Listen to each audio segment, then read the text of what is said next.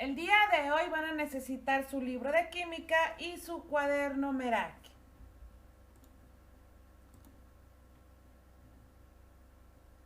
Importancia de las reacciones de óxido y de reducción. En la vida cotidiana ocurren un sinfín de reacciones. Las frutas se oscurecen al partirlas, los clavos se enmohecen, las luciérnagas brillan, la ropa se blanquea, las fotografías se revelan al sumergirlas en ciertas soluciones, la descarga y carga de las baterías recargables. Todas ellas son reacciones de oxidación y reducción. Y en este caso, pues bueno, vamos a observar las figuras, las imágenes que están del lado derecho y nos pregunta, ¿cuál es la causa que se oscurezcan los aguacates? En este caso, pues es una causa de oxidación. ¿Por qué? Porque están en contacto con el oxígeno. ¿Qué provoca la corrosión del barco? ¿Sí? En este caso también tenemos una oxidación. ¿Qué se puede evitar o cómo se puede evitar dicha corrosión? ¿Qué se necesita para que una vela se queme? Esta es una reducción. ¿Y qué tienen en común estos fenómenos? Pues esta situación de oxidación-reducción que se encuentran en contacto con el oxígeno. Y la forma de evitarlo pues es recubriendo con algo que impida que se sigan oxidando. Para responder a estas y otras preguntas, realizaremos varias actividades con las cuales primero establecerás la relación entre el número de oxidación de algunos elementos y su proporción en la tabla periódica, para identificar después las características de las reacciones de oxidación y explicar con mayor profundidad por qué el barco se corroe, los aguacates se oscurecen y la vela se quema, así como otras reacciones redox que ocurren en tu entorno y en la industria. Número de oxidación. Desde los fenómenos naturales como la fotosíntesis y la respiración hasta la obtención industrial de los metales, las reacciones de oxidación y reducción representan una función importante en tu vida diaria. Las primeras reacciones de oxidación y reducción que se estudiaron fueron aquellas en las que se formaban óxidos. En ellas se decía que el elemento que gana oxígeno se oxida y el que lo pierde se reduce. A saber, tenemos entonces óxido de cobre juntado con carbono. Nos va a separar lo que es el cobre y nos va a tener entonces dióxido de carbono. Entonces, el carbono se oxida porque gana oxígeno y el cobre se reduce porque pierde oxígeno.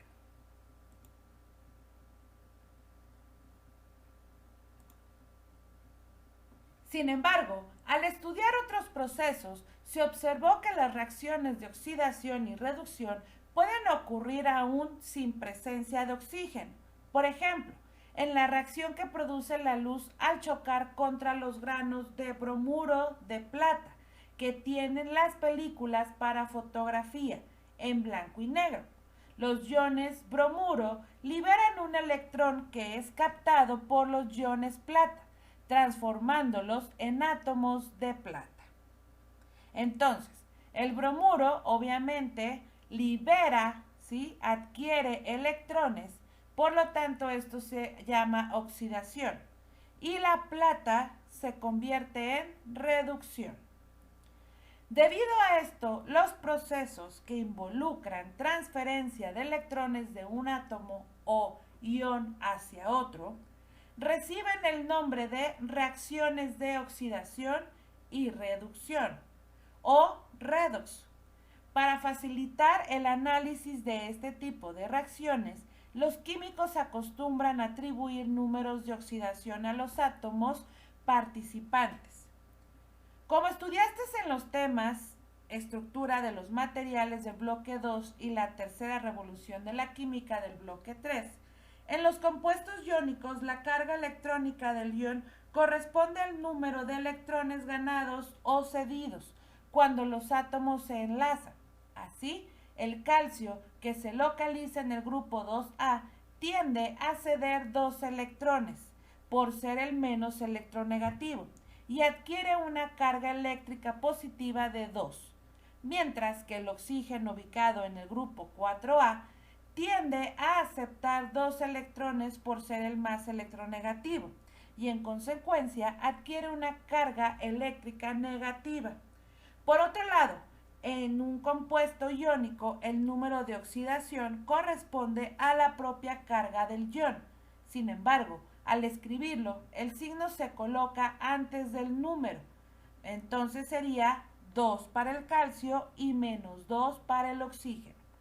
Para distinguirlo de una carga electrónica real, en cuyo caso la carga precede al número, ya que como veremos enseguida en las sustancias moleculares no hay transferencia de electrones.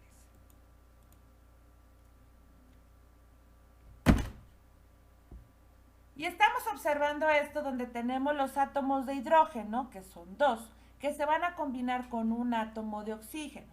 Por lo tanto, se hace la integración de electrones para formar la letra del octeto que ya habíamos aprendido.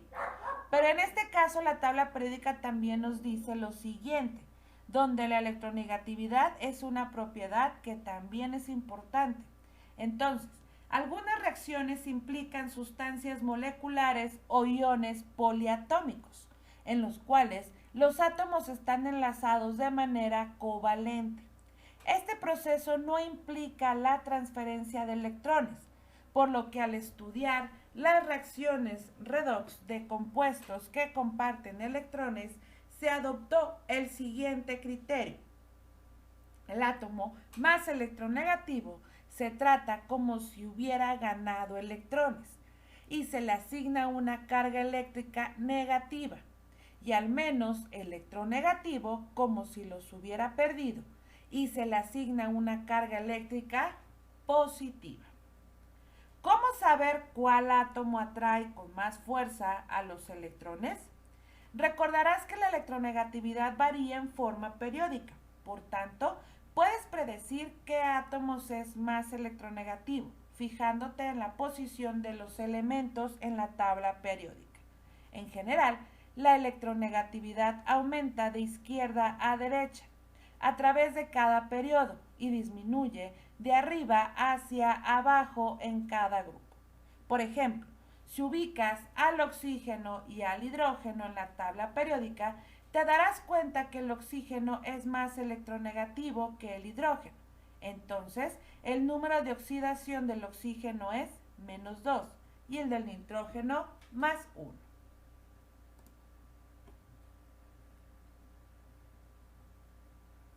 Para facilitar la determinación del número de oxidación, se siguen algunas reglas prácticas. Al oxígeno, en sus compuestos, se le asigna un número de oxidación de menos 2, excepto en los peróxidos, en cuyo caso se le asigna menos 1. Al hidrógeno, en sus compuestos, se le asigna un número de oxidación más 1, excepto en los hidruros, donde se le asigna menos 1. A los elementos de los grupos 1, 2 y 3 se les asigna un número de oxidación de más 1, más 2, más 3 respectivamente. A los elementos del grupo 17, es decir, los halógenos, se les asigna un número de oxidación de menos 1 en los compuestos binarios.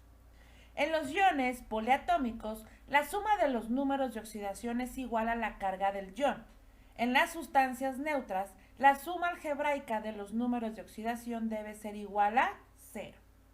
Muchos elementos de los no especificados en las reglas tienen diferentes números de oxidación en distintos compuestos, por lo que es necesario calcularlo.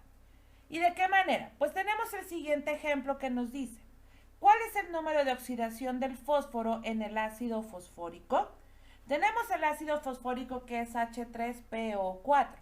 Y entonces nos dice que primero coloquemos el número de oxidación de los elementos conocidos. En este caso tenemos el hidrógeno y el oxígeno, donde ya sabemos que el hidrógeno va a llevar el número de oxidación de más 1 y el oxígeno va a llevar de menos 2. Siguiente, después determinas el número total de cargas que aporta cada átomo. Esto lo calculas multiplicando el número de átomos por su carga. Por lo tanto, en el hidrógeno tenemos 3 átomos. Por la carga que ya anotamos que va a ser 1, entonces va a ser 3 por 1, 3. De oxígeno ya tenemos la carga que es 2 y tenemos 4 átomos. Por lo tanto va a ser 4 por 2, 8 y va a ser negativo. Después, la suma algebraica de los números de oxidación debe ser 0. Es decir, si hay menos 8, debe haber más 8. Y el hidrógeno solo aporta más 3. Por lo que el fósforo tendrá que aportar el otro restante. Entonces, el fósforo a simple vista, sin necesidad de hacer nada, ya sabemos que es 5 su número de oxidación. Entonces, en este caso, nos daría 3 de hidrógeno, 5 de fósforo y 8 de oxígeno. Por lo tanto, tenemos un equilibrio el cual tendría 8 positivos y 8 negativos.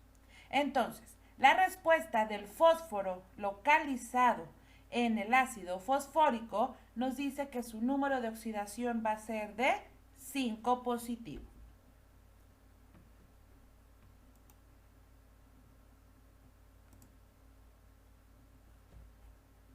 Bien, chicos, es momento que saquen por favor su cuaderno Meraki. Recuerden que debe de tener margen, fecha, nombre y saludo Meraki. El título es Oxidación o reducción. El objetivo, identificar por qué se produce una oxidación o una reducción. La actividad de la número 55. Acabamos de dar lectura a las páginas de la 216 a la 219. El día de hoy no trabajaremos lo que fue matemáticamente, solamente realizaremos experimentos. Por lo tanto, deben de observar el siguiente video de YouTube que se llama Prácticas sobre la oxidación para realizar en casa. Y entonces tenemos el video que nos dice que ustedes tienen que replicar los 3 experimentos mostrados en el video.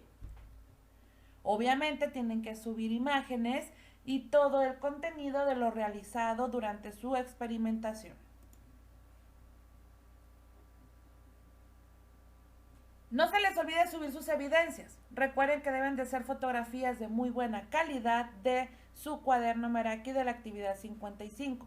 Abrir un documento de Word, insertar las fotografías de buen tamaño, guardar tu documento en formato PDF con tu nombre completo y subirlo a la plataforma Luso o Educap en el espacio de la actividad 55, Química.